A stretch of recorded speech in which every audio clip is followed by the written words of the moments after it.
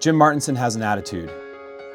He's not one to focus on what he can't do, it's what he can do that counts.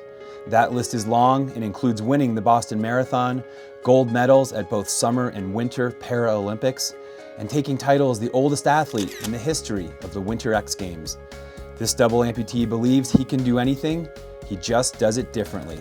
Jim grew up with three brothers in Sumner, Washington, where sports were a way of life. The family started skiing in the 1950s on rope tows at small areas in the Cascades, and Jim was a natural. As a high school linebacker on the state championship team, he went on to play for Yakima Valley Community College, but after a semester he dropped out. The mountains were calling, and he was headed to a ski bum life in Sun Valley, Idaho. But Vietnam and the draft forced a detour.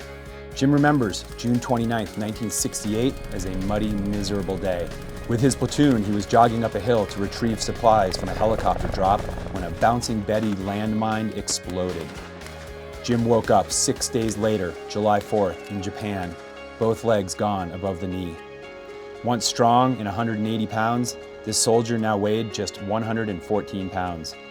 He spent 9 months in Madigan Medical Center in Tacoma, learning to live without legs. Reminded every day he was alive for a reason. But to Jim, that reason didn't come into focus until he started playing wheelchair basketball, and then racing wheelchairs.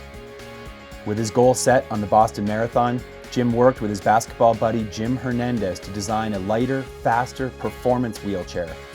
Weighing in at 25 pounds, a solid 35 pounds lighter than conventional racing wheelchairs, he knew his shadow was a winner. Looking for help to launch his new company, banks turned him down. After all, who would buy sporting equipment for the disabled? Jim was determined. He knew firsthand that athletes like himself were looking for tools to get back into the game, and no one would steal his dream or get in his way of winning the 1981 Boston Marathon. He was back in the game and winning, but he still wasn't skiing.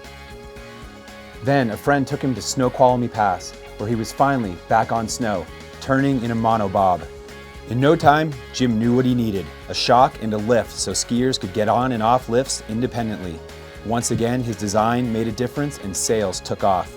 He traveled to over 100 ski areas giving lessons, always an ambassador for disabled athletes, and inspiring the path of fellow Paralympians and honored members Chris Waddell, Sarah Will, and Muffy Davis.